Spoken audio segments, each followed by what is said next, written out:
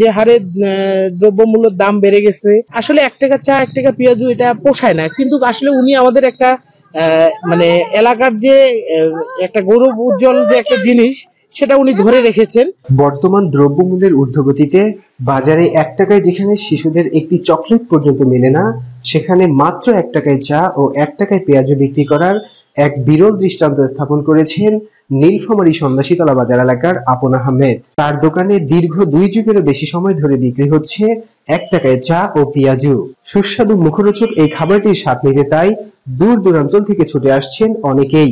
এখানে বিভিন্ন এলাকা থেকে লোকজন আসে ১ টাকার চা ১ টাকা পেঁয়াজু খাইতে, অনেক স্বাদ। যেমন আমরাও আসছি অনেক দূর থেকে, সপ্তাহে ১ বার বা ২ বার আসি এখানে। আমি এই দিকে আসলে ১ টাকা চা এবং পেঁয়াজি খাওয়ার জন্য এখানে মোটরসাইকেল দাঁড় করে চা খাওয়া হয়। বিষয়টা খুবই মোটামুটি আর কি ভালো, যে আমাদের নীলফামারীতেও ১ টাকার চা এবং ১ টাকার পেঁয়াজি পাওয়া যায়। জিনিসটা দামে কম হলেও খাইতে অনেক মজা।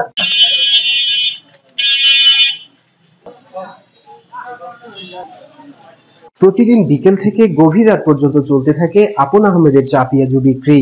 দোকানের সামনে অটো কিংবা বাইক থামিয়ে পেঁয়াজু খাবার দৃশ্য এখানকার নিয়মিত।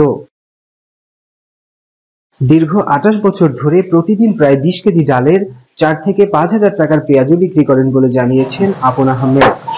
এটা বিগত আমার ২৮ বছর, গত ৯৫ থেকে চলছে। ২০ কেজির মতো ডাল বিক্রি হয়, ৪,৫০০ টাকার এরকম ৫,০০০ টাকা বিক্রি হয়। মাত্র ১ টাকায় চা ও পেঁয়াজু বিক্রি করে খুব বেশি লাভ না হলেও অনেক মানুষের সংস্পর্শে আসাতেই ভালো লাগে বলে জানিয়েছেন তিনি। চলে আর কি সীমিত, বর্তমান বাজারে যেটা আর কি চলার। খুব বেশি লাভ না হলেও কিন্তু এই যে মানুষের সঙ্গে মিশতেছি এতদিন থেকে, তাই আমার খুব ভালো লাগে। আপন আহমেদের ১ টাকায় চা পেঁয়াজু বিক্রির খবর ছড়িয়েছে বিভিন্ন এলাকায়। এখন সবাই ১ টাকার চা আর ১ টাকার পেঁয়াজুর দোকান বলেই চেনেন এলাকাটিকে। এজন্য গর্বিত এই এলাকার মানুষ। তারা বলছেন, বিষয়টা আসলে আমাদের এলাকার জন্য অনেক গর্বের। কারণ কি, আগে দ্রব্যমূল্যের দাম অনেক কম ছিল জিনিসপত্র, এখন যে হারে দ্রব্যমূল্যের দাম বেড়ে গেছে, আসলে ১ টাকা চা ১ টাকা পেঁয়াজু এটা পোষায় না। কিন্তু আসলে উনি আমাদের একটা মানে এলাকার যে একটা গৌরব উজ্জ্বল যে একটা জিনিস সেটা উনি ধরে রেখেছেন।